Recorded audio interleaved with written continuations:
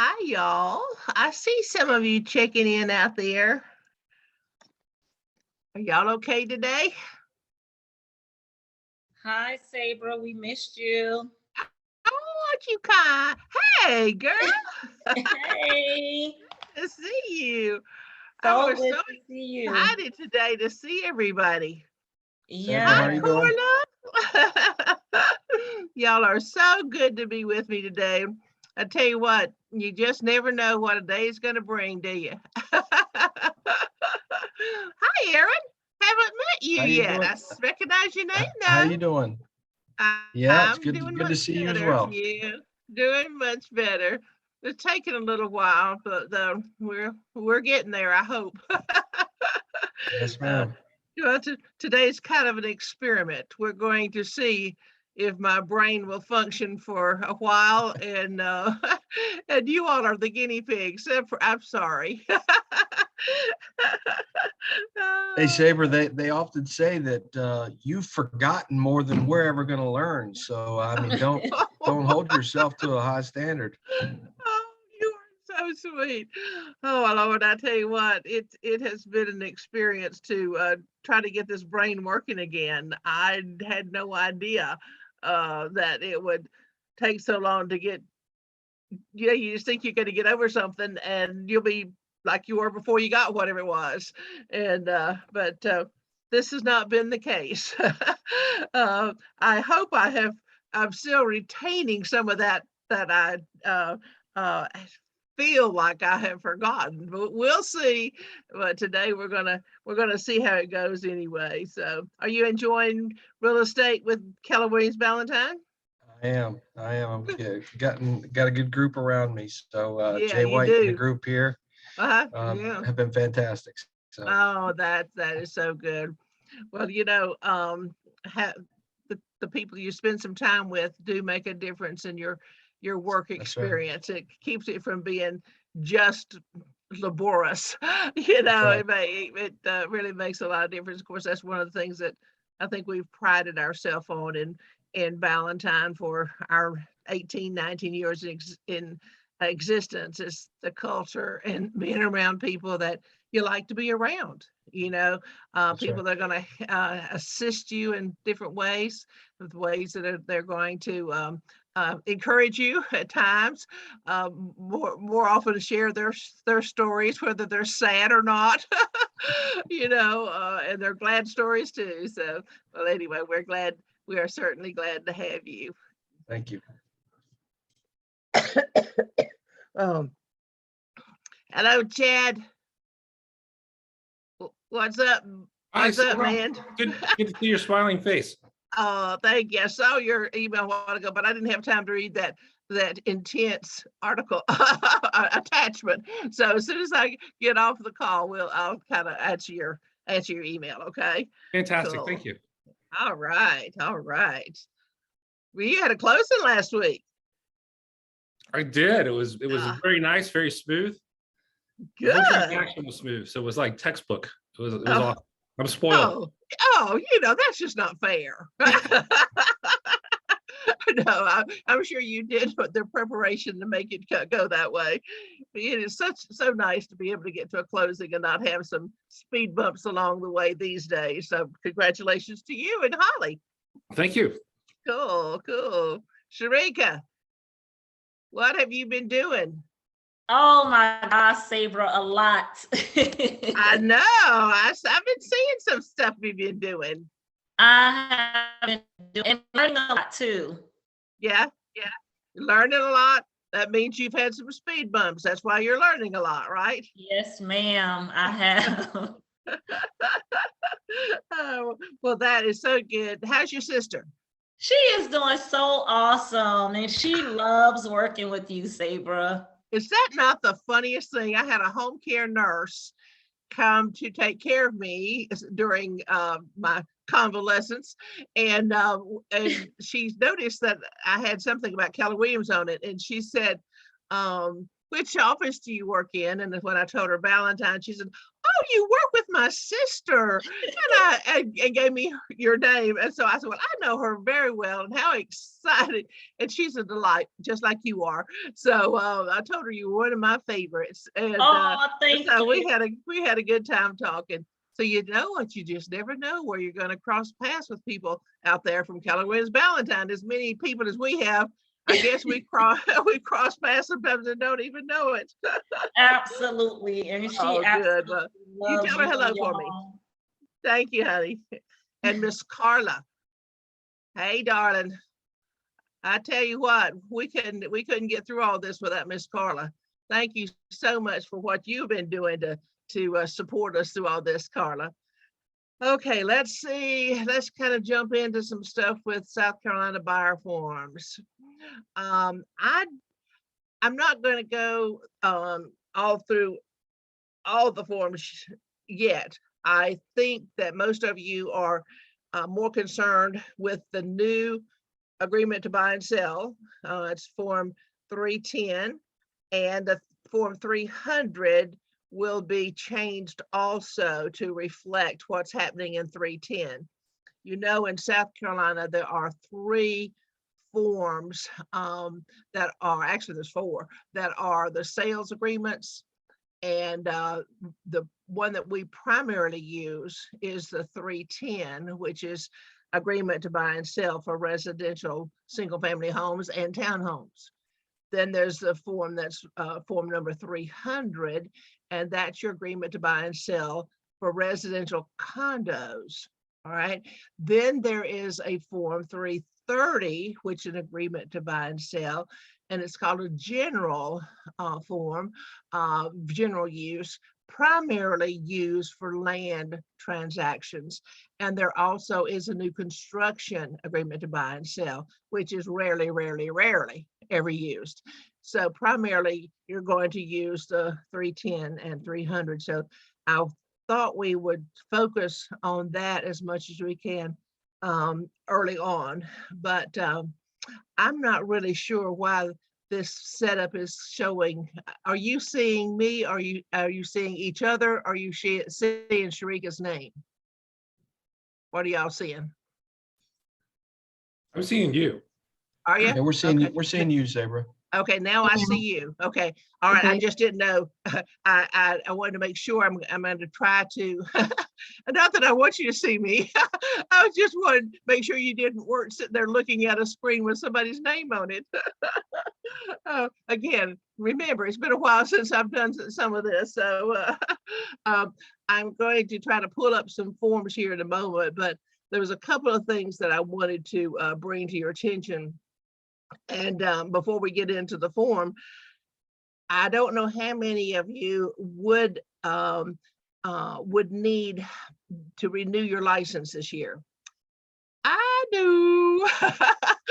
You know, some of you have been recently licensed and you don't have to worry about that yet, except that you did have to go through your fingerprinting process, didn't you?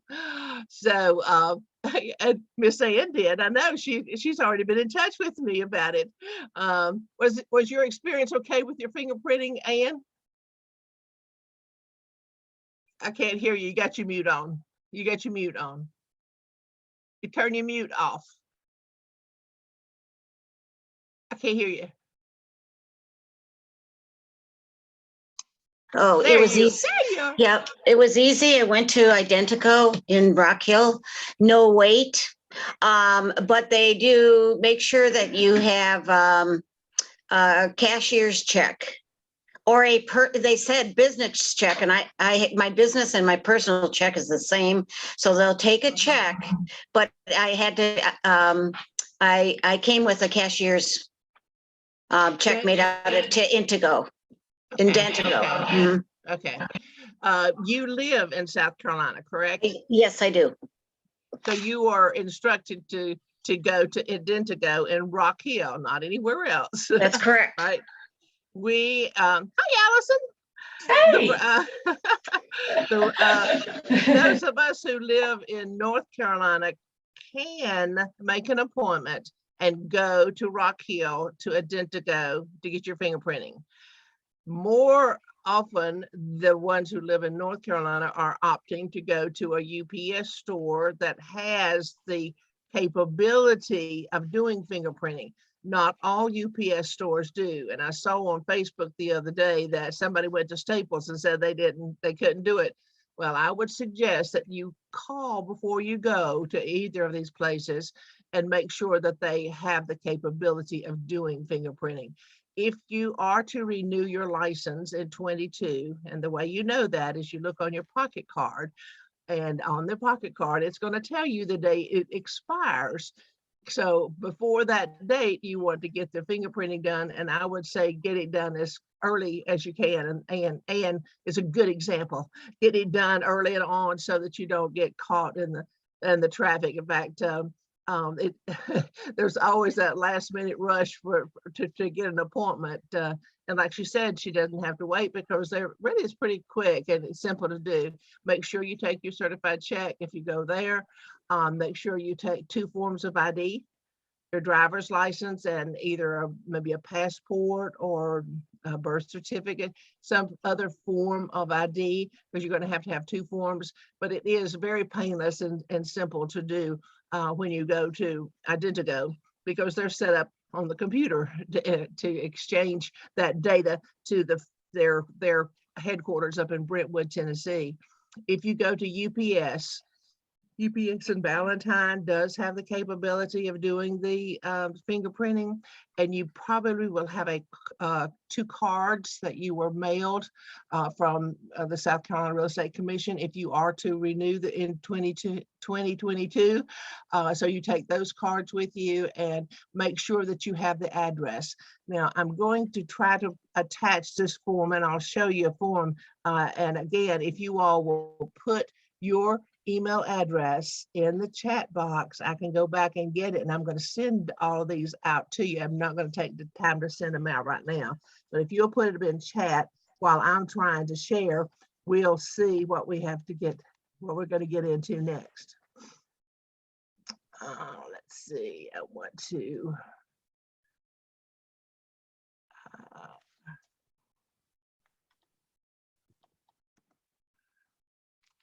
let's see if it comes up right. Aha. All right. Are y'all seeing some forms? Yep. Yes, ma'am. Voila, we're almost there.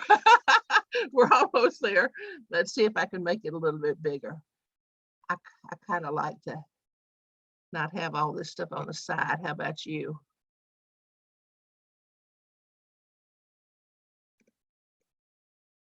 Okay. Uh-oh, we went away. Are you there? Where'd you go? Yep, we're still, You're still there. Hang in there, guys. We can still see it. It's on the screen. What's gone on my screen says more than meetings. That's not what you have on your screen. No, we can see the document. Okay. We can. Okay.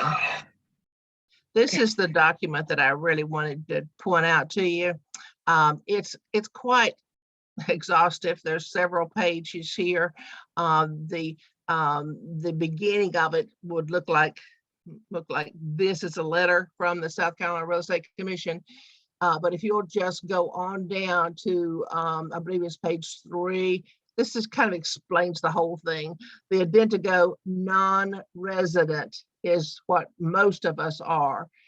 There are a number of you who do live in South Carolina, but most of you are non-resident. So just make sure that you read that section of it if you need some further details, okay? This is what Ann was just mentioning to you a moment ago about taking business checks or money orders would be acceptable. Again, the address, this is what I wanted to point out to you. If you do go to where do we go? UPS. See, I'm sorry. This is what happens when your brain doesn't function as quickly as you're used to it. Going to UPS, then you need to have this address and make sure that they send it to this Brentwood, Tennessee address. And last year, they were being sent to Franklin, Tennessee. So make sure you have that Brentwood, Tennessee address to send it to. Again, that's just the full explanation of everything that's going on, and you may want to make sure that you have that. Now, the other thing I wanted to point out to you is the CE broker. When you renew your license this year, if you are a South Carolina resident, you will need to take CE in South Carolina and CE in North Carolina. If you live in North Carolina, you would only be required to have the North Carolina CE, and that CE will suffice, or well, it be counted in South Carolina. But you have to self-report. So see, those two computers don't talk to each other.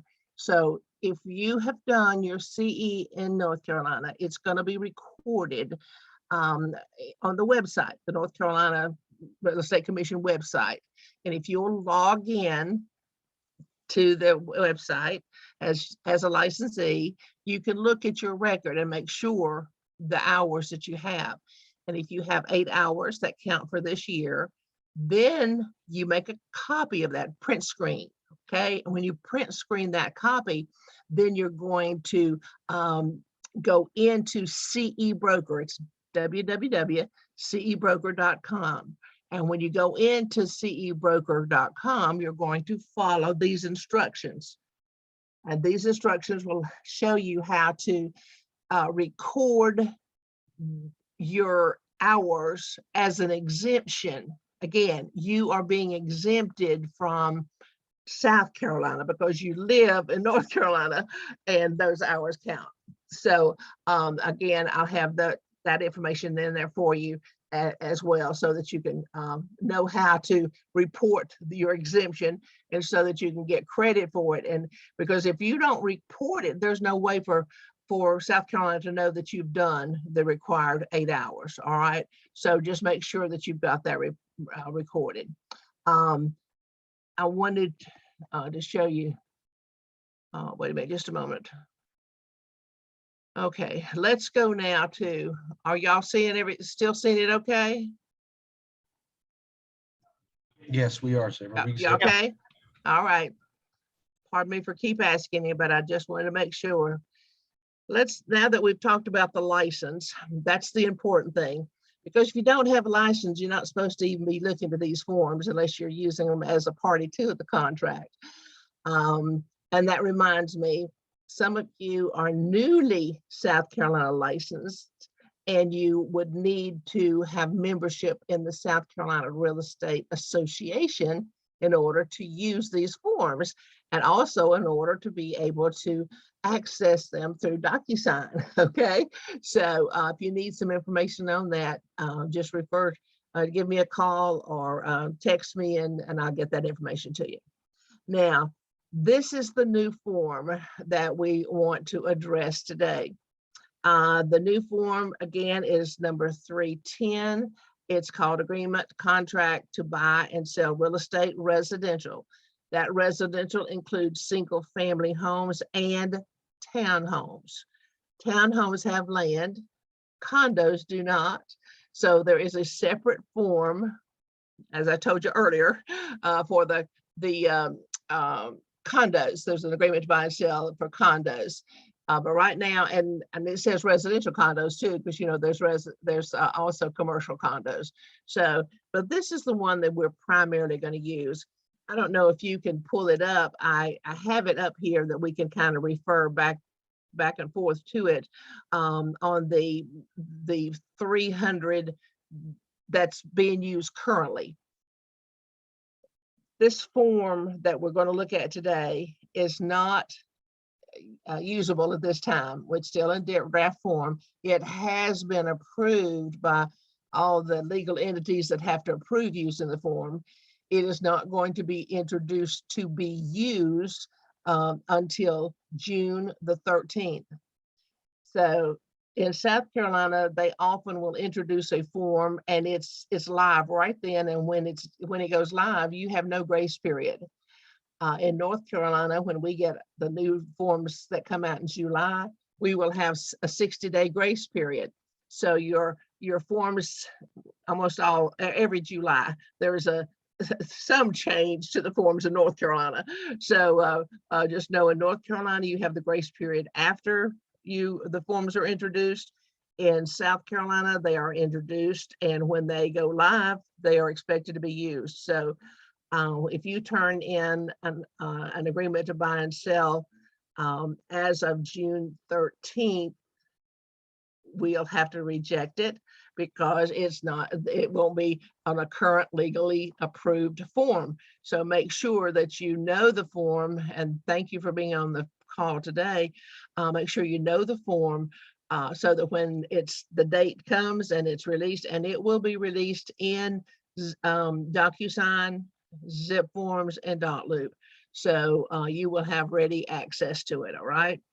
And by the way, when you are, I have a quick Yes. question. So if somebody has an offer that they're working on prior to the date that they're releasing in DocuSign, and then this form is released, will that form that's already in there be updated? No. Okay, so they'll need to make sure they use a new form from that Yes, point on. yeah. Okay. Good question. Good question. Because I know a lot of times we don't actually have them signed. We're still working on them to get them signed. If they are signed prior to June the 13th, you're fine. If they're signed after June the 13th, you're going to probably have to start all over on that form and archive that the working copy. Good question. Good question. When you're thinking about the contracts for buyers in South Carolina, you need to keep in mind that there are 3 contingencies that are beyond or outside of the repairs. In North Carolina, we do not have those separate contingencies. In South Carolina, we have 3 contingencies that are standalone provisions of the contract. One of those is appraisal, one of them is financing, and the other one has to do with termites. So if you have issues in those 3 areas, buyers still could possibly terminate the contract based upon either of those 3 or the one we're going to talk about today, which is repairs. Now, when you are thinking of the appraisals and the financing today in our multiple offer situations, we've had several questions for the few months now about appraisal contingencies being an additional addendum because there are conditions to appraisal contingencies, but there is an appraisal contingency drafted in this particular document that says if the property does not appraise, the buyer has a right to terminate the contract. Nothing, no words beyond that. There is nothing said about earnest money, is there? Back in 2017, the lawmakers instructed the Association of Realtors to strike the words out of the contracts that say, and the earnest money shall be refunded to the buyer. I think there were 7 different provisions that included those words, and all of those words were stricken. So there is no place in this contract that references earnest money being returned to the buyer or being to be released to the seller. There's only 2 ways that earnest money is released, and that is by mutual agreement or by court order. I want you to write that in red pen across your head, forehead somewhere. There is no earnest money released in South Carolina per this contract unless it is mutually agreed to in a termination agreement or by a court order, which is what sometimes people do in South Carolina. They go to the magistrate's court and let the judge decide. But by and large, normally you'll come to an agreement. You may not come to an agreement right at the beginning because there's people that are disturbed about something, but just know the rules, and the rules are the buyer might have a leg to stand on to terminate the contract as far as these contingencies go, but they will not know who's going to get the earnest money until they work out the termination agreement. And we'll look at the termination agreements in a little bit too. Now, those of you who've been writing these South Carolina contracts, as you're looking at this and going through it, you're going to think, well, I don't see anything different from the one I've been using. You know, I mean, there's all those definitions and there's the purchase price. There's a big old red draft words on there, but that's about the only thing different. You come on down here and my goodness, it's still looking about the same. By the way, while I'm looking at this right here about earnest money, you see that little blank right there? That little blank, don't put 0 in there. And don't be using TBD. Never, never, never put TBD in the contract. If you don't know an amount, you might want to call the attorney and find out what the attorney is going to charge them. The very minimal you should put in there is $90 because that's the cost to file, to go to magistrate court and have that judge determine who gets the earnest money. So at a very minimal, I would put $90, but you might want to check with the attorney who is holding the escrow so that you know what your client is going to be charged. Again, you see, there's absolutely no changes there. There's that contingency right there on the finance. Now, looky here. This is where our change is. Nice and bright and yellow so that we can see right up front what has been changed. And guess what? I don't see any strike through there. Do you see any strike through? I see all yellow, but I don't see any strike through. That's because they did not change the wording under the previous version of this contract as it related to due diligence. What they did do to this in this version of the contract is they removed the first option of repairs and the third option of repairs. Now let's see, hang in there just a minute. Let's scooch back over here. Let's see if I can show you. This is what we're currently working on. And under 8, you see all that yellow that you just saw is none of this shows now in the new version, okay? All of this has been taken out. Now, when you come down here to due diligence, if you were writing a contract and checked due diligence on the current contract, which you might start practicing, by the way, just hint, if you will look at the wording, starting right there with that check mark and come down all the way down to here, that's exactly what you see in that yellow highlighted area. They did not change the wording in the due diligence option. They only removed as is. This is the third option. Here was the third option. The first option I showed you up here is what's called the seller repair procedure. This section, those 2 sections were removed. So in our current version of this contract, under repairs, paragraph 8, there were 3 options. One was called repair procedure, one was called due diligence, and one was called as is. We now, in what they are referring to as strict DDF contract. That means it is strictly due diligence option. No other option is available in this contract. So some of you are going to be real happy to have all this marked out.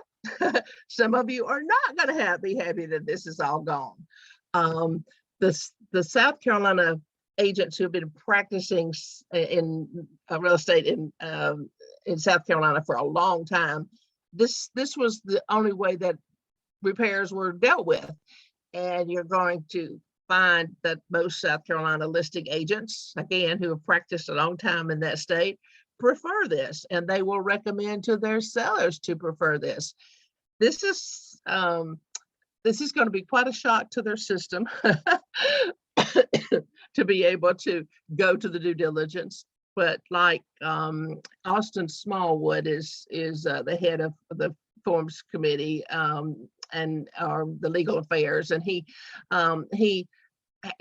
told us in a recent webinar that this due diligence has been a long time coming. They've worked on it for years. North Carolina worked on it for years when we went through that transition a few years ago. It's really challenging to get into a true, or as they call it, strict due diligence contract. But now the South Carolina contract no longer has all these dates and all these deadlines and trying to determine whether or not something is structural or whether it's operable. There are some pros and cons to the contract, and I'm going to kind of go over those to you, but primarily I wanted you to see the wording has not changed in the new contract. It is only removed those two sections. All right, so now you see this. There's no strike through in any of this. This is exactly what those of you who have been doing due diligence with your contracts, you're not going to have a major change at all in the contract right now. No, I shouldn't say that. You're not going to see any other words changed at all. What you are going to feel is the urgency of that termination date or due diligence period end date. And you're going to have to stress the urgency to your buyer and prepare the buyer.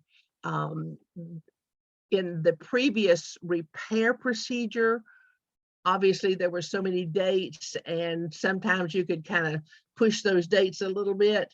You could get extensions. In this strict due diligence period, there is going to be a deadline. Again, those of you who have done North Carolina contracts are familiar with the deadline of 5 p.m. on the end date of the due diligence period. In South Carolina, it's going to be 6 p.m. And you see that blank right there? This is the only date now that you're going to have to remember. Or, well, I shouldn't say that either. It's primarily the one date that you have to remember. 6 p.m. on that date, this contract turns into an as-is contract. Let me explain that further. If the buyer does not terminate for any or no reason prior to 6 p.m. on that date, at 6:01, Austin says that contract turns into an as-is contract, and the seller is under no further obligation to do any repairs. It is an as-is. Now, remember, I told you a while ago, they took out the option of as-is. So if they took out the option of as-is, and this turns into an as-is contract, do you have to change anything? No, you don't have to change a thing on the contract. It automatically is going at 6:01. It becomes an as-is contract. The seller is under no obligation to fix anything. The buyer is under obligation to proceed forward with the contract.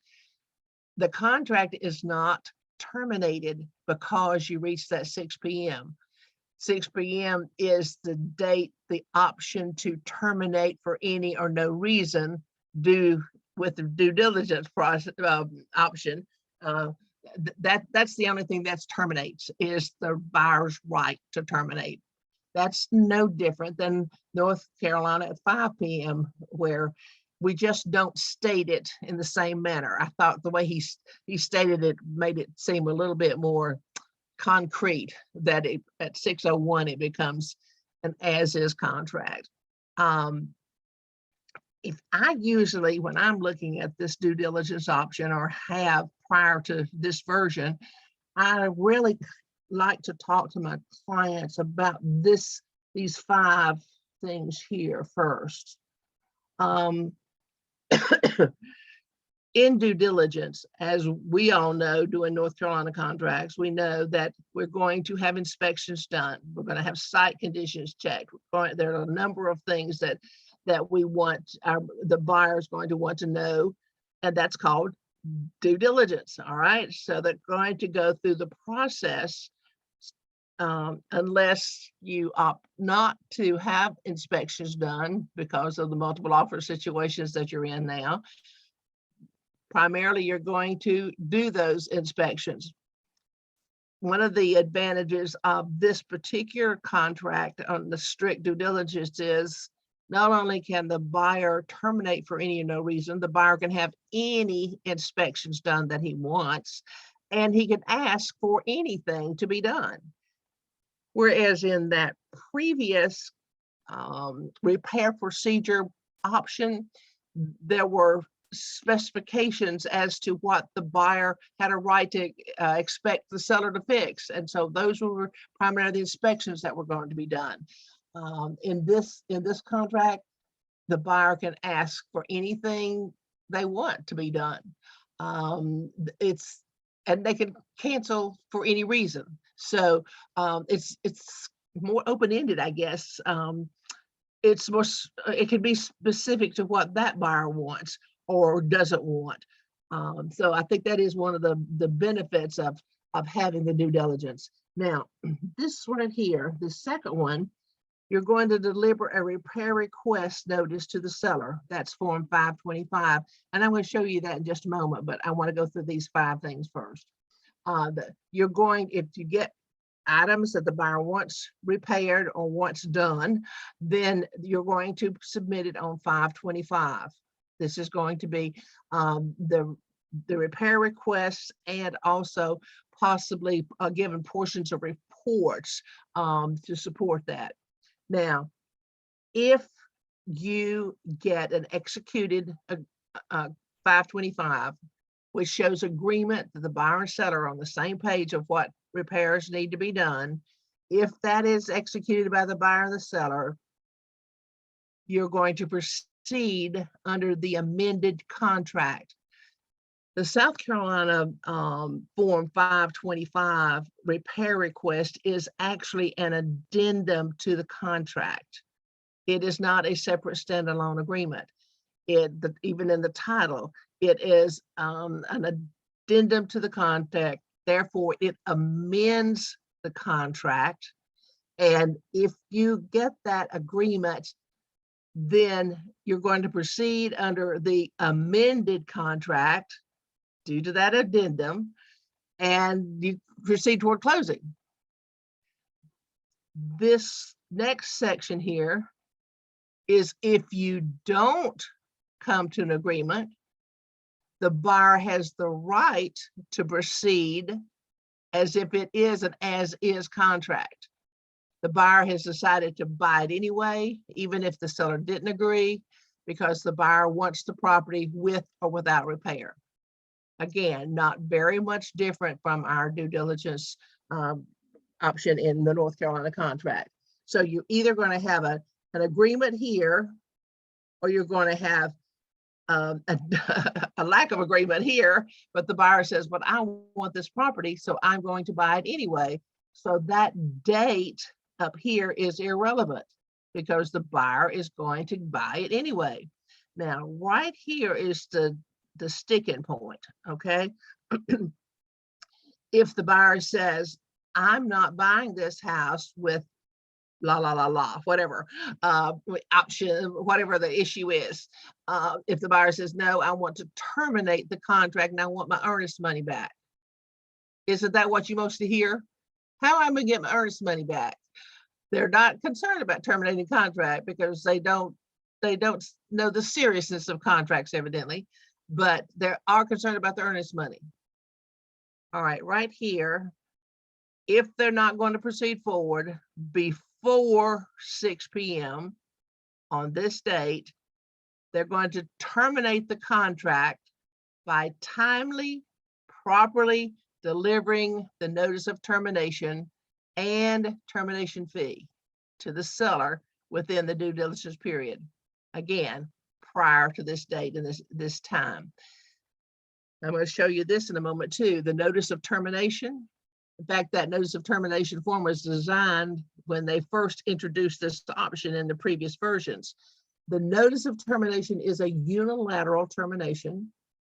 It is a form, once it's signed, the contract can be considered terminated without signature by the seller. It will be signed by the buyer. But now the clincher is this.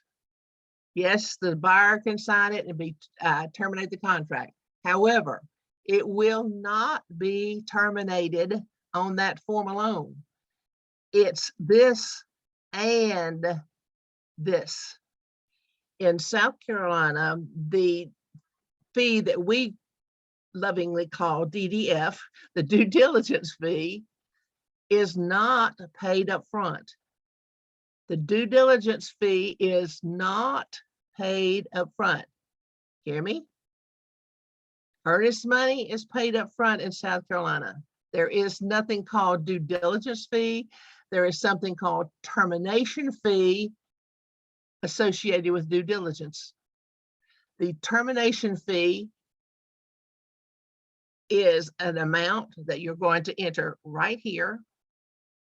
So during the due diligence period, the buyer may unilaterally terminate this contract by using the notice of termination and giving the termination fee in USD good funds. In other words, we'll have no coins from other countries.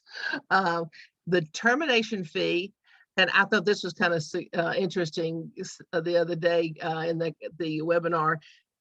Austin said, you want to counsel your buyer to understand that that amount of money should be available to him or her before they put an amount in there.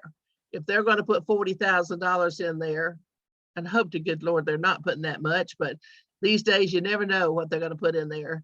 But if whatever amount that's in there, it better be in ready funds, because they will not terminate the contract unless the termination fee is delivered to the seller along with the notice of termination.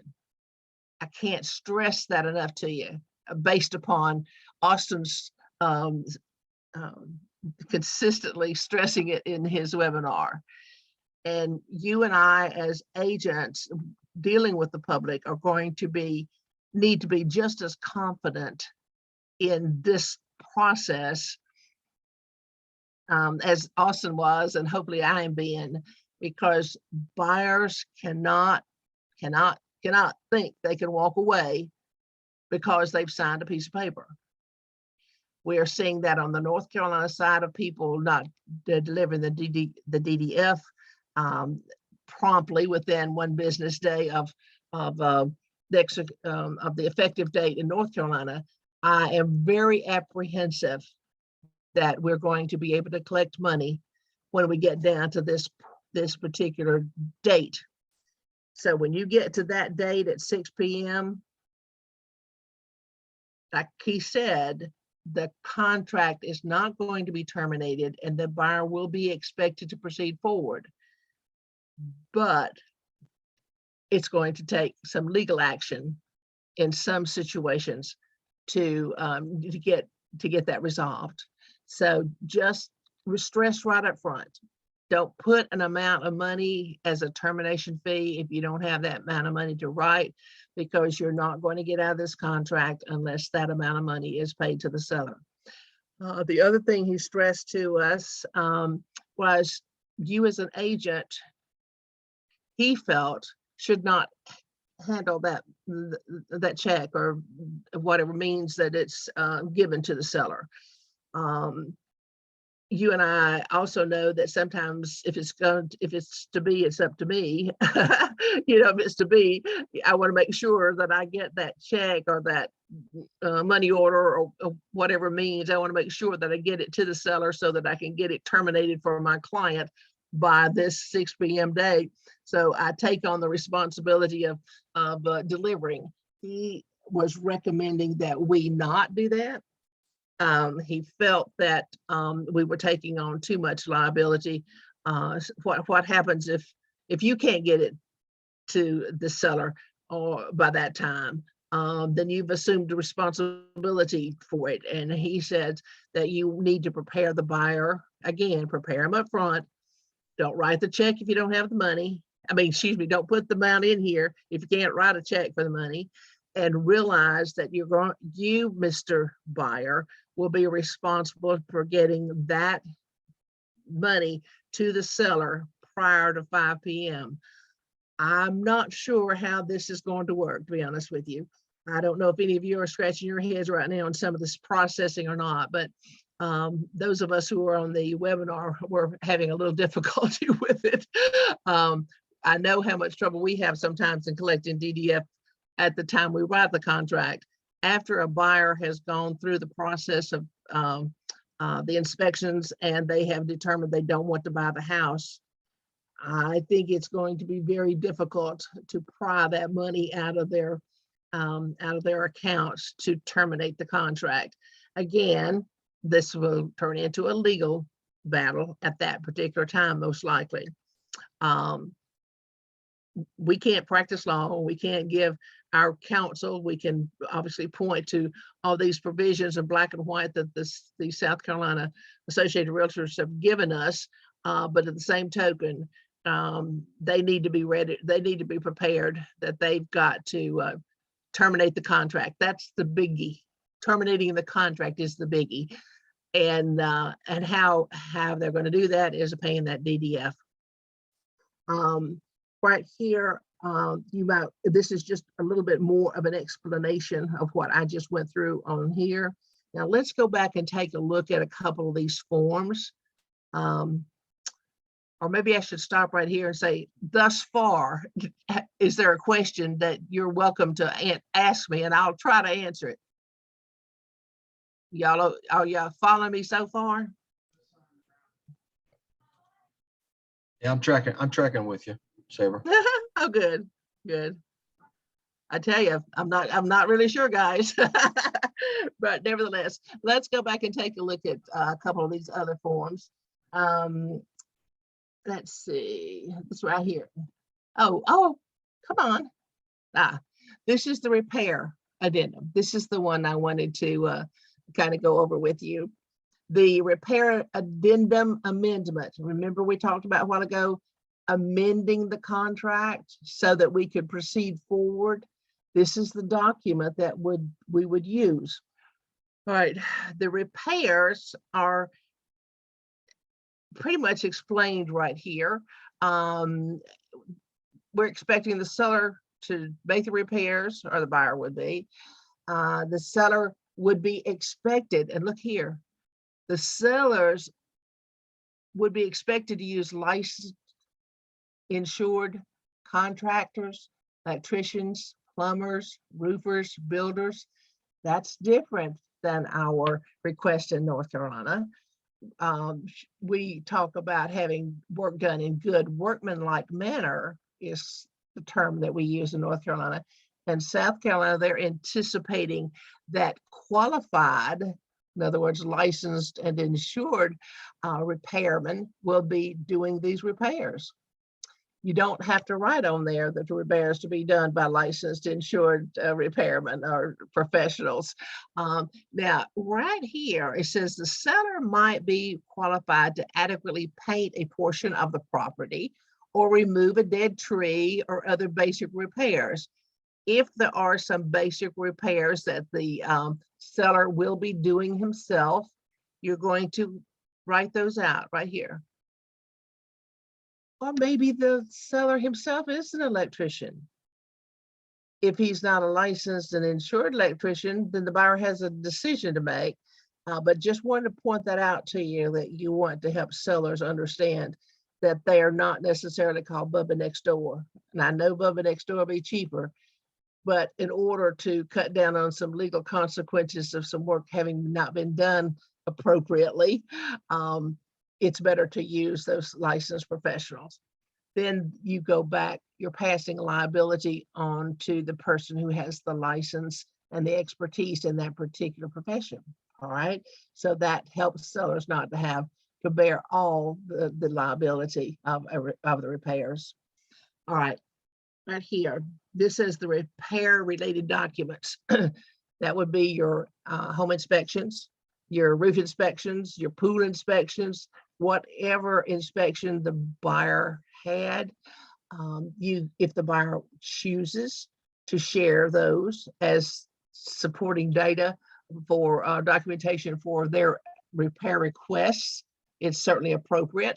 If you're going to give them any of these, make sure that you check here. The seller also could be responsible to give, like what is it, service contracts, HVAC service contracts. You see those quite a bit, or maybe a termite bond. So you might want to make sure that you know if that is supplied or not.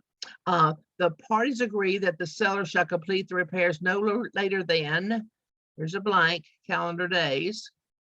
Then the repairs are expected to be done by this blank of calendar days.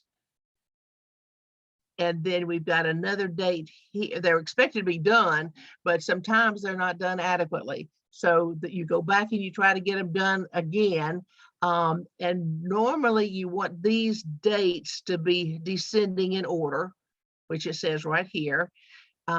What I see most is like a 7 calendar days prior to closing.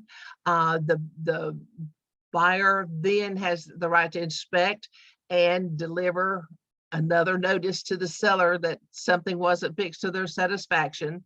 Then the repair inspection results no later than another day with calendar days. So if you put 7 here, you might want to put say 4 here and maybe even 2 here.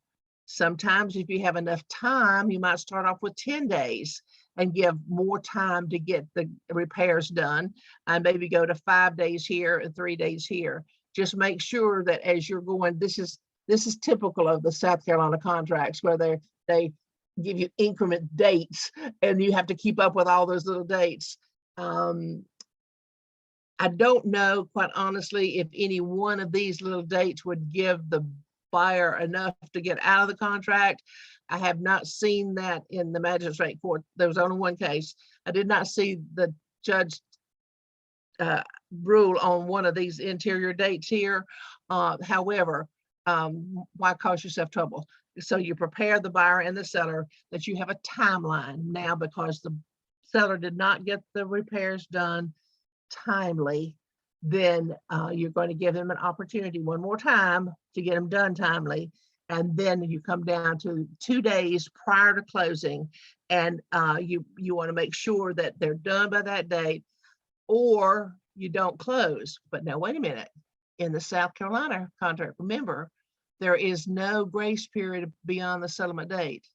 So at this particular time, if it's not done by that date and the buyer says, I'm not closing, the buyer could be considered in breach of contract if he doesn't close on the settlement date. So that's what I'm saying. Sometimes it's going to depend on the judge as to which is going to weigh in the heaviest on that date. If it hasn't been done and by that second calendar date, I'd be getting an extension to the settlement date, which really is to the advantage of the seller.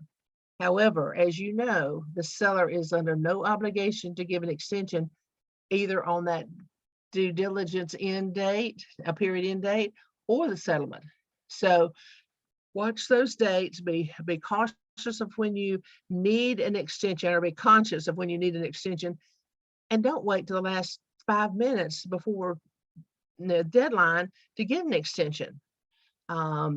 Whether it's on the due diligence repairs or whether it's on the closing. If you are to this point and you haven't closed, you haven't worked it out, most likely you're going to work it out in money. You're not going to extend the closing, but you're going to get a cash concession for the work that has not been done. So there's two options for you to consider.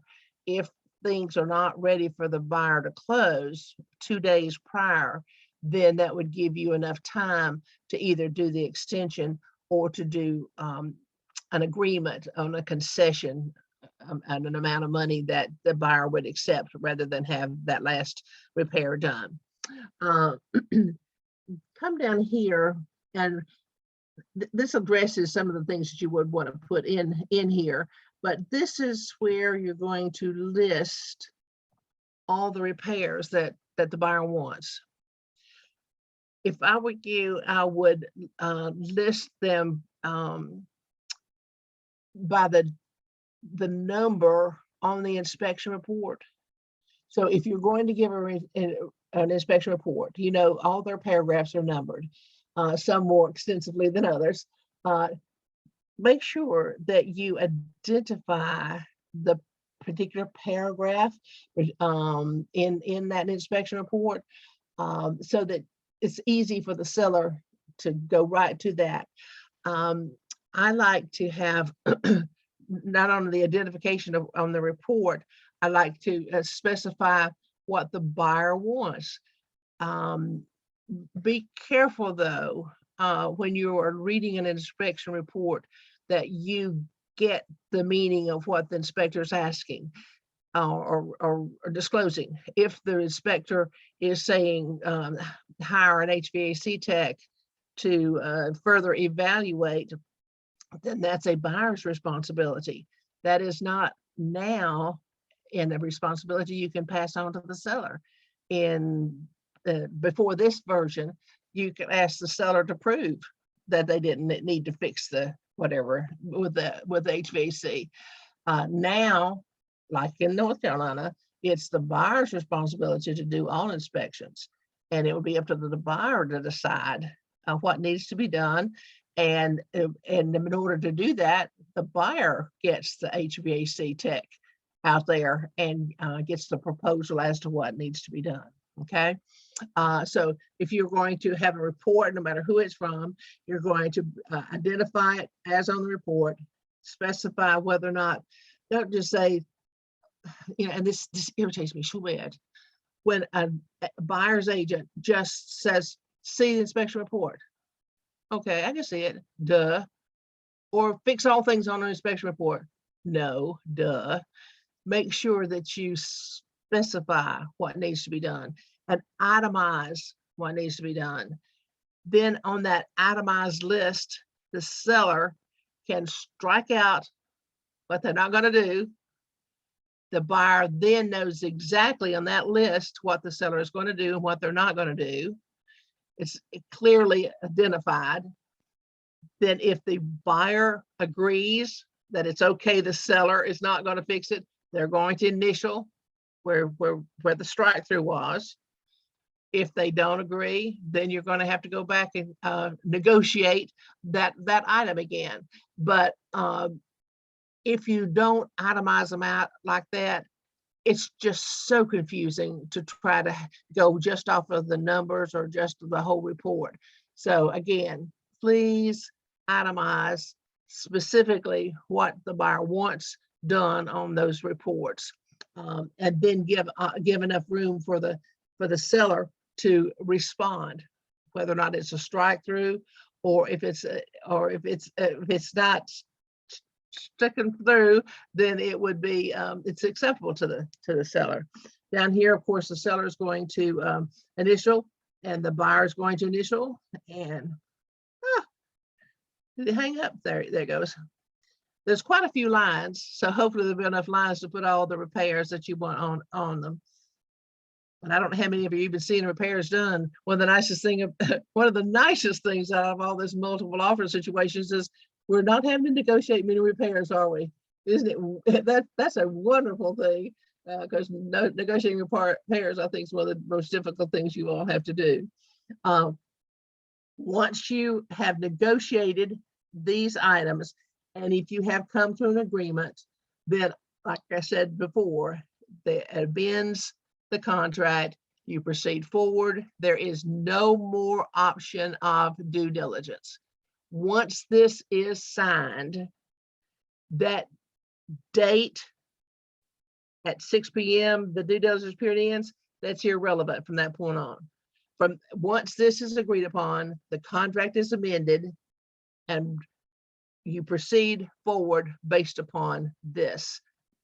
No more option to terminate for any or no reason. That makes sense?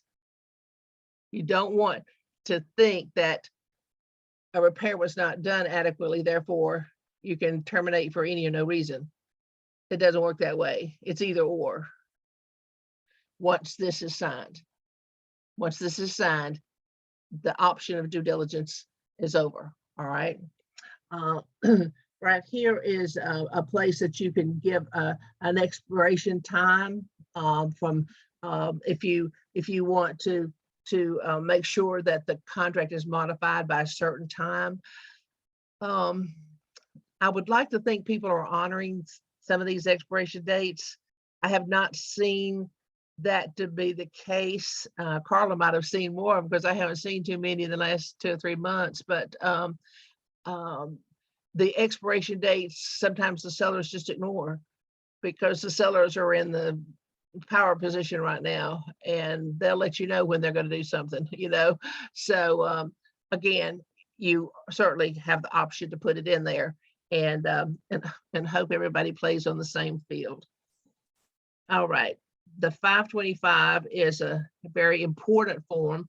Down here it is, the copyright date is 2/20. It has not been changed since then, and it's not showing. I want the form number is 525. So now the other thing I wanted to show you was the termination thing forms. Let's see if I can find it. Oops, I went away again. Hold on a minute.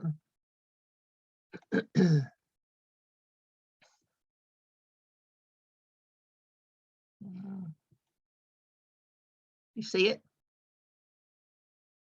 Y'all see it? Yeah, we could see it, Saber. You Yes. can? Okay. Sometimes the way it's coming up is not looking like you're seeing it from here. This is your notice of termination.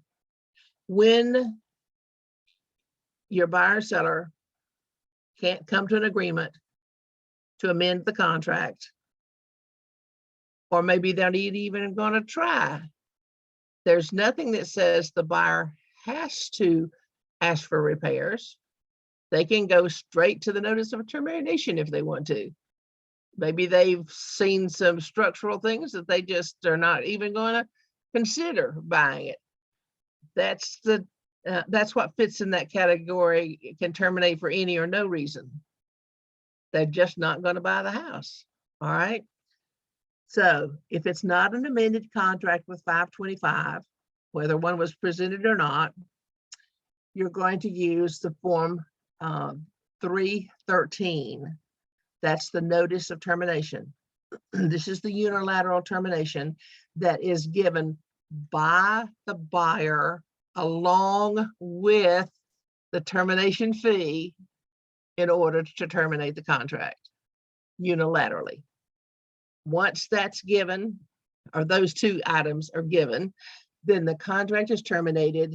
The house can go back on the market and life goes on. All right. The notice of termination obviously is a very simple form. The thing that you do want to notice that The notice of unilateral communication from one party to another. A notice to and from the broker representing a party is deemed notice to and from the party. All notices, consents, approvals, counterparts, and similar actions required under contract must be in paper or electronic writing and will be effective as of delivery to the notice address, email, fax in the contract and awareness of this receipt by the broker, which is delivered unless the parties agree otherwise in writing. So if you have put in the agreement to buy and sell a notice address at the end of the contract, then that's where this notice is going to be delivered. And that's where it will be responsible to be delivered or faxed or emailed to. You might want to make sure that the sending party, whether it's the buyer or the seller, and now today we're talking about buyers and using the agreement, obviously it would be the buyer sending it. The seller really doesn't have an option to send it in regards to the due diligence. That was we're talking about the buyer's right with the due diligence. So you might want to make a note of that. And right here it says the required termination fee has been delivered prior to or simultaneous with this delivery notice. So you want to make sure that the buyer and then the amount is going to be available, obviously in your contract, as what you want to deliver as your termination fee. I just can't stress it enough from what, as I've said before, make sure it's and notice of termination and termination fee. It's not it's not different times. It's the termination fee can be delivered prior to this notice of termination, but simultaneously it's going to be the better way. You're going to have the buyers obviously sign it, and the seller can sign it. They do not have to sign it. If the buyer is delivering it to the seller, the seller's signature is irrelevant because this is a unilateral notice. This form was designed for multiple use. So that's why you're going to see buyer and seller both on here, but just know that you do not have to have the seller's signature for this notice to be in effect to terminate the contract. You do have to have a check though, okay? Or the amount of money wired or whatever. The broker right now, and remember in South Carolina, a broker is the BIC of the firm. In North Carolina, you're called a broker. In South Carolina, you are not considered the broker. The broker is the BIC of the firm. So if there is a notice of termination, technically, legally, I'm supposed to sign that, all right? Unless I have to give you an email that gives you authority to sign it. It would be the same thing if it was the seller giving it. They watch time and date real carefully in South Carolina. The timing is very they're very attuned to it. So make sure that if you're going to have it electronically signed in DocuSign or Outlook or Zip form, it's going to have the date and time on it most of the time. All right, now that's your notice of termination. So if the buyer wants to get out of the due diligence, get out of the contract during the due diligence period, this is the form that they would use. Now there is another form. Let me get it for us. The other form is 518. There it is. It's called Release of Agreement and Contract to Buy and Sell Real Estate. This is the form that you get your mutual agreement on in regards to earnest money. There is no form to negotiate the due diligence fee. This is the form, or the termination fee. This is the form that you can get your mutual agreement where you do have to have the buyer and the seller signature. The notice of termination, only one, or either the buyer or the seller. On this is the form that you're going to come to your mutual agreement without going to court. If you cannot come to the mutual agreement on this form, then the process would be, remember back on that page 1 where I showed you to put $90? The escrow agent, the attorney, is going to pay that $90, and that $90 is going to allow him to file with the magistrate court to determine this earnest money, or settle the earnest money dispute. All right. So now when you go back to this form, it's so much better. You guys can get this done without going to court. We really don't need to go to court. The judges have been very nice down there to us, but you don't want to take a day off from work to make your way down there. So, but right now, let's look at this form and see if you can't find yourself using it. This form was changed, I think it was late summer last year. And so it's a relatively new form as well. But this is the form that if you all can come to an agreement as to the earnest money, you're going to negotiate with the buyer and the seller. You've got 4 options here. The first option is the money goes to the buyer. The second option would be that it goes to the seller. The third option would be an amount to the buyer and an amount to the seller. And so often that's really where this is the one we see used most. At first they're going to say no, no, no, no, no. And then after a few days or a couple of weeks or something, they'll say, well, maybe I'll give them something, and then a little bit later, they'll come to, well, let's just split it. It's not worth going to court over. I don't want to take a day off from work. And how else do we determine it except to split it? So this is what we see the most, not necessarily the first go around, but this is the way we get signatures. Now, this is the option where they're right up front, one or the other party is going to say, no, I'm not going to settle.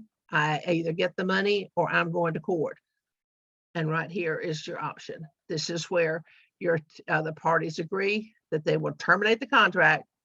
Sellers then can put the house back on the market. But the earnest money is going to be settled by going to court.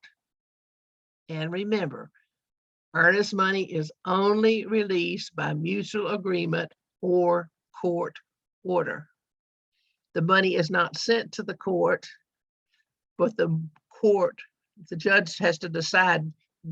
The judge will write out that day, right after you leave the courtroom, will write out the order, and that order then is given to the attorney to disperse the funds.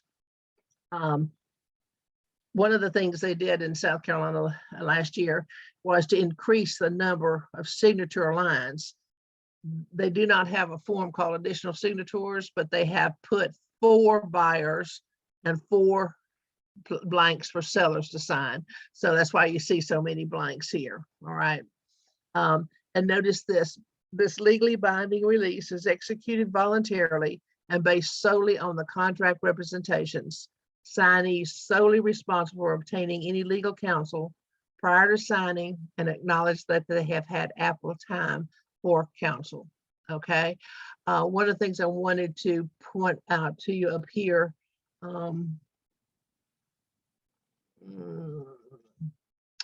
this is important. This little paragraph is really important.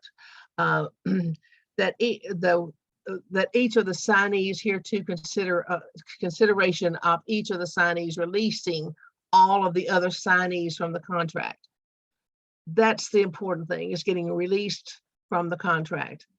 And again, it's hard for people to understand how important that is. A contract is a contract, and they're going to be held to the contract, and they're held to the terms of the contract. But the important thing is that they get released, and look who gets released. They hereby, with this form, release each of the other parties, the brokers, and the escrow agent to the contract from any and all claims, losses, costs, damages, et cetera, et cetera. But just ponder that paragraph and know what that means, all right? And know why it's important to you to try to negotiate this out and get it settled between the parties so that all legal ramifications are ceasing from that point on. So this is a really important form. This form is used when you're terminating a contract for any reason, might have anything to do with due diligence. Maybe you are going to terminate because of the financing or the appraisal or the termite. Remember, those are 3 extra contingencies. You're going to use this form. And in many of the situations, if you're using it particularly because you're terminating with a contingency, I would start with the notice of termination. The notice of termination can be used without a termination fee if it's not used in connection to due diligence. If the termination is due to one of the other contingencies, or because the buyer and seller have come to odds at that time, just to be upfront, you're going to put that notice of termination out there, but you will always want to have this 518. 518 is what's, again, what gives the resolution to terminating the contract and what to do with earnest money. So hopefully that'll help you a little bit on that. Let me see. I wanted to show you one more thing. Let's go back to now. Again, when you go through, this is the draft of the contract that as it stands right now, and this is the only change. I've gone through it and looked at the different paragraphs just to make sure that I didn't overlook anything, and you're welcome to do the same thing. When you go through this contract, you can see it is the same version you've been using. And if I were you, I would start right now using the due diligence option, get to where you can explain the option so that you might be able to be ahead of the game when you actually get the form where those seller repair procedure and the as is options have been removed. You might want to remember, let me remember how to explain this. It was kind of unusual. Austin gave an option for you when you're writing the contract, in order to prevent some earnest money disputes, you could potentially put the same amount of money as a due diligence fee, or termination fee, that same amount as the amount of the earnest money. And you could potentially put the earnest money due, let's say, 2 days after that due diligence period date. So if the buyer terminated and gave a termination fee of the same amount as would be earnest money, then they could agree that the earnest money that would be due in 2 days wouldn't be paid. And I was trying to process that, and I can see it in my mind. Again, I'm not sure if that is going to be easily understood, but he said that would be one way that you could consider writing the contract, so that the termination fee that's given to the seller would be as if the earnest money had been agreed upon to be delivered or released to the seller. Just kind of think through that and see if it fits any of your scenarios. I have a little bit of apprehension about it, but I do see that it could expedite a resolution earlier than going to court, obviously. Saber, by having that same amount. Yes, somebody said something. are you talking about the call at noon today with the? Yeah. Well, us- no, I didn't listen to no? the one today. I listened to it last week, 2 weeks ago. Okay, there's one today as well. I know, I didn't have time to listen to it. I was getting ready for a meeting at 1. He said to set the earnest money due date at the end of the due diligence date. And if it's the same amount, then the buyer knows they have to write a check for that amount, regardless of whether or not they're terminating. It'll either be a termination fee or it'll be the earnest money. It would be the termination fee, because if you set the termination fee due on the date that the due diligence period ends, in order for the seller to get the money, they can't terminate the contract, right? So they have to have the termination fee delivered. So if you put the earnest money due 2 days later, we've terminated the contract with the termination fee. So the earnest money then would not be due. Yeah, he was saying you make the earnest money due the same day as the termination, at the end of the due diligence period. So the buyer knows that they're writing a check on that day. The only One way or the question other. is before termination or earnest. Okay, but well, maybe he's that was not the instruction that we had earlier, but maybe he's Okay. rethought it, and you know what, that kind of makes sense to me. That's Either what he that writes a came check, today. either writes a termination fee check, or he writes a Yeah. check to the attorney, correct? Right. Oh, that He's that writing makes the sense. check. Yeah. Or wiring, whatever you're doing on that day. That makes that, I think that's a little bit less confusing. Thanks for that clarification there. What else did you hear on that call at noon that you might could share? A lot of what you've already gone over. I think he was I don't know if it was intentional or unintentional, but he kept saying that once they delivered the notice of termination, you could go back to market. But obviously, you have to get the notice of termination and the termination fee in order to Correct. market. And he wasn't very clear on that point. Okay, correct. Well, appreciate you bringing that out. Because I mean, it's not it's not and or, it's and you know, and it's both of them have to be delivered. Yeah, and if the buyer delivers the notice of termination, I think the seller is still in limbo until the due diligence period has run, if the termination fee is never paid. That's exactly right. They are, let's talk about that little scenario there. If the buyer were to deliver a notice of termination to the seller without the termination fee, we go right back to the contract and proceed forward. That notice of termination is of no consequence without the termination fee. So you're correct. The DDF period would still be intact, so that any time between then and the date of the due diligence period ending, if he delivers a termination fee, then it can be considered terminated. Did he stress very much on the 601 time frame now? If if you go, he What's didn't the say. 601? I'm sorry. What's the 601 timeframe? I missed that. Oh, at 6 o'clock is Oh, when yes. the due diligence period ends. He did. So, did he? Okay, Yeah, he mentioned 601. It's an as-is contract if both haven't been delivered. correct. And see, therein, the seller has to kind of hang in there with the contract.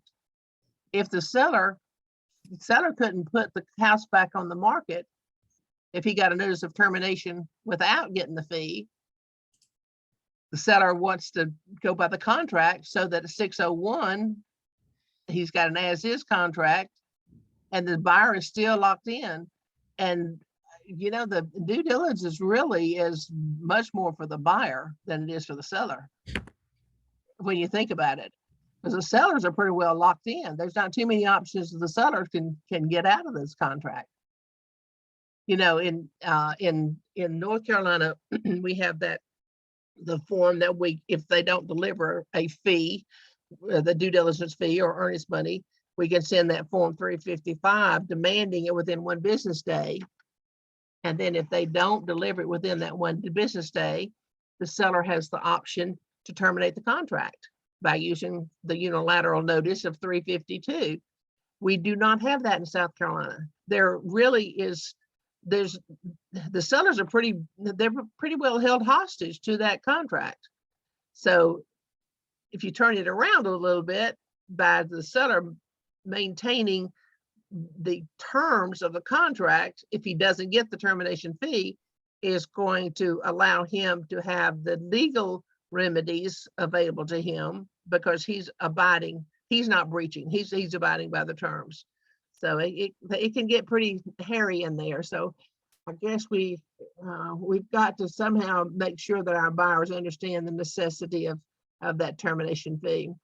I know some of you have seen the diagram that Jonathan Hong did for us a few years ago that explains the due diligence process, on that one page. It's a publisher page. I'm going to see if he will design us one for South Carolina so that you'll have a graphic that you can talk about with your buyers, and it'll help you to understand or be a little bit more confident of the process too. If you're feeling good about understanding the due diligence process in North Carolina, I don't think you're going to have that much trouble on the South Carolina. I do think they're going to try some different tactics, such as what we were just talking about, by the termination fee amount being the same as the earnest money. That's a tactic that we're going to be seeing.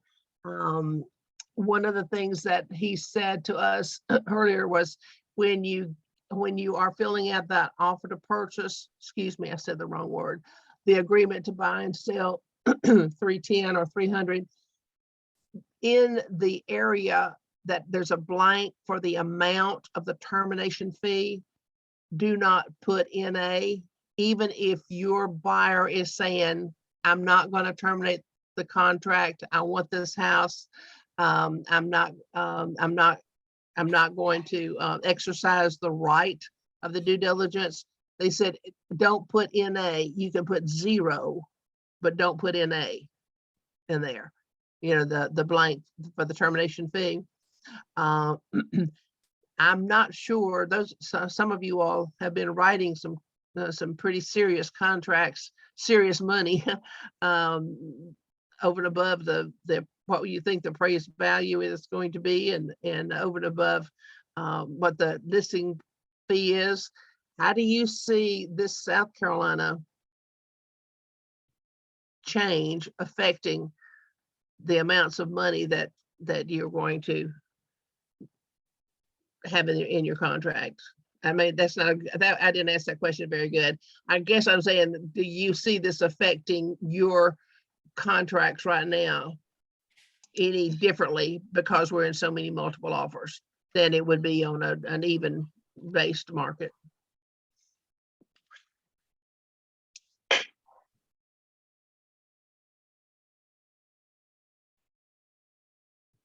I'll say, yeah, I think as starting getting my license in South Carolina as a listing agent, we don't love the due diligence process. So the South Carolina contract kind of kept them in it.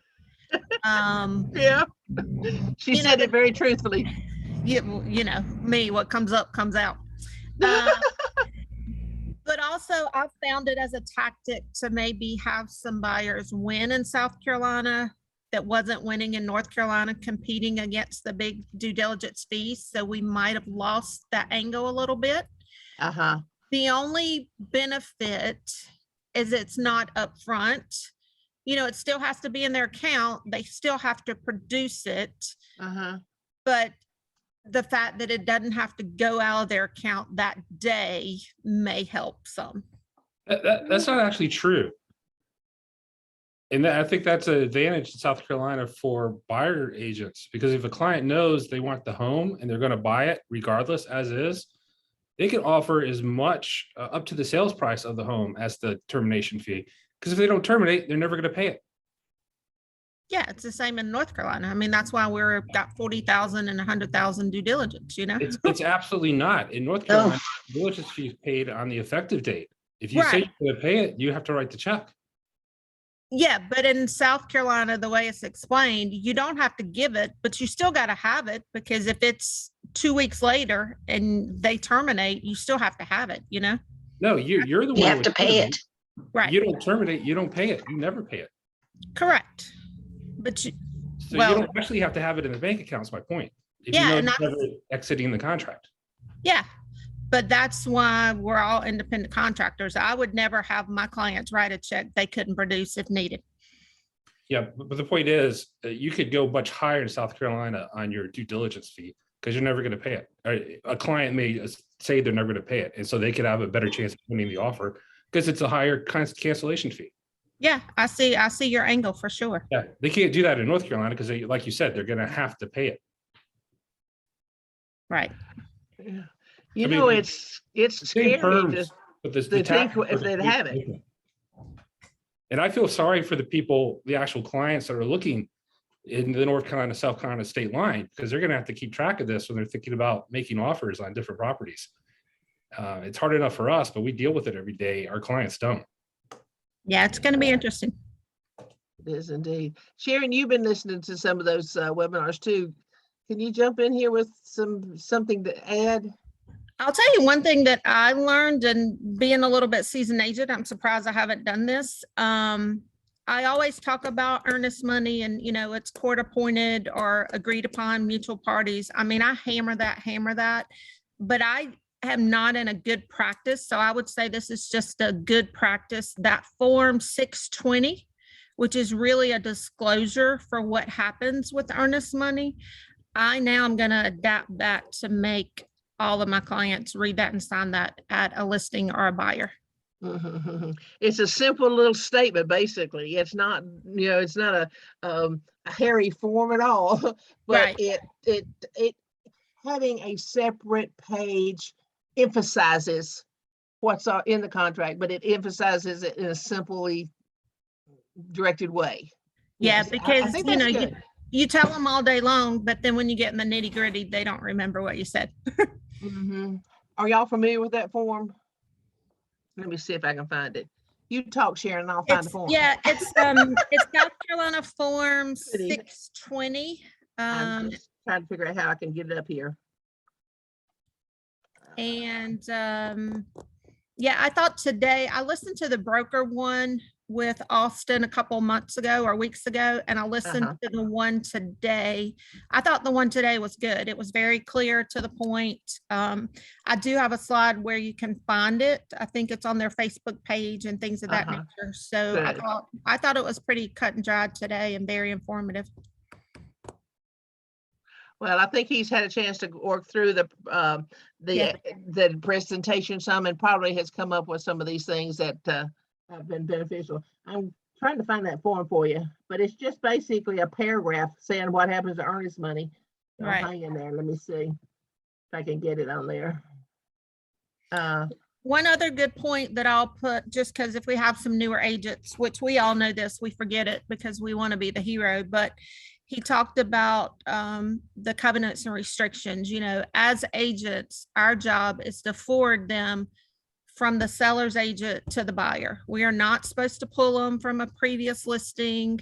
We're not supposed to pull them off websites. The only thing, he made a point, the only thing we should be doing with covenants and restrictions is the forward button from where the seller has sent them.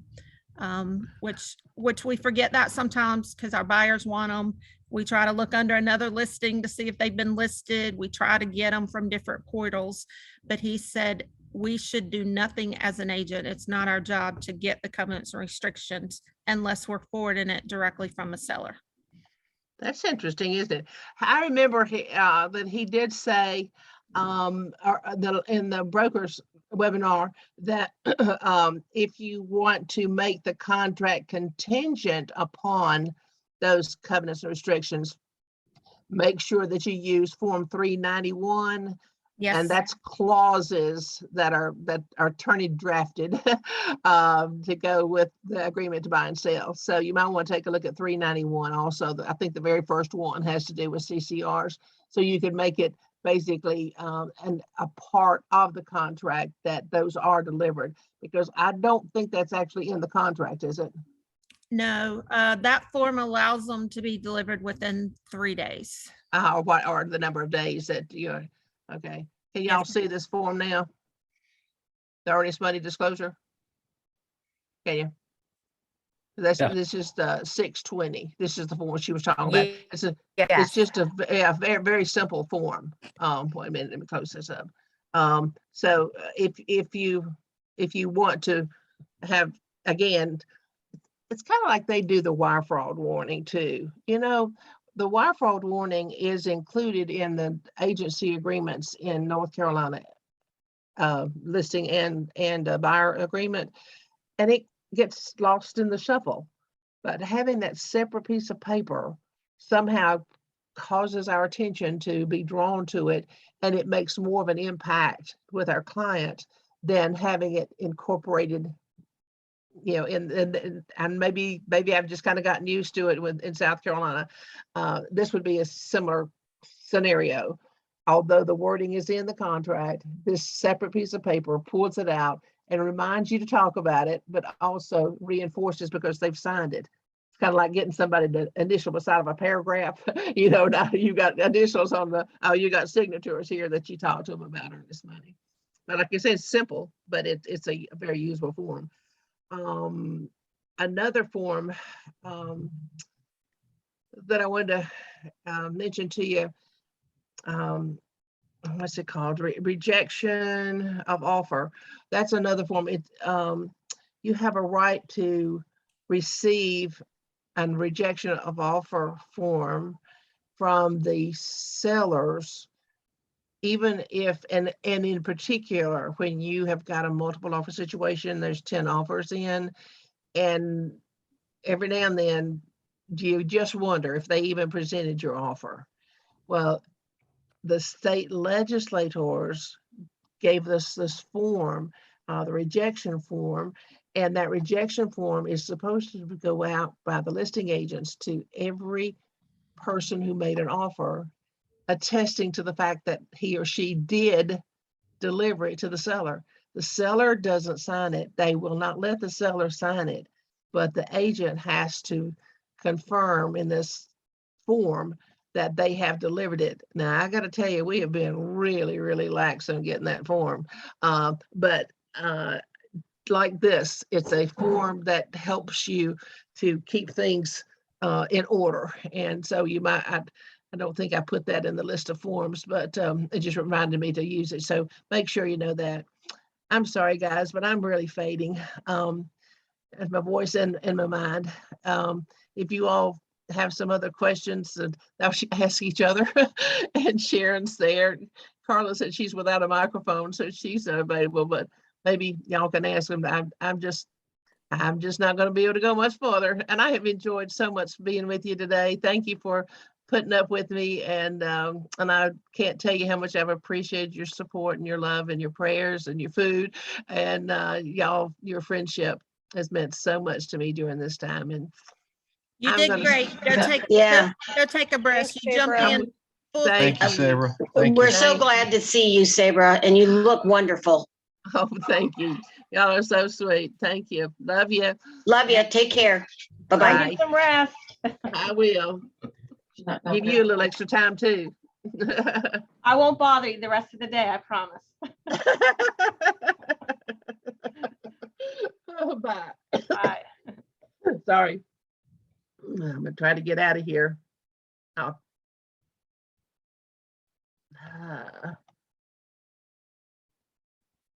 I've got so many forms open, I may never get out of here.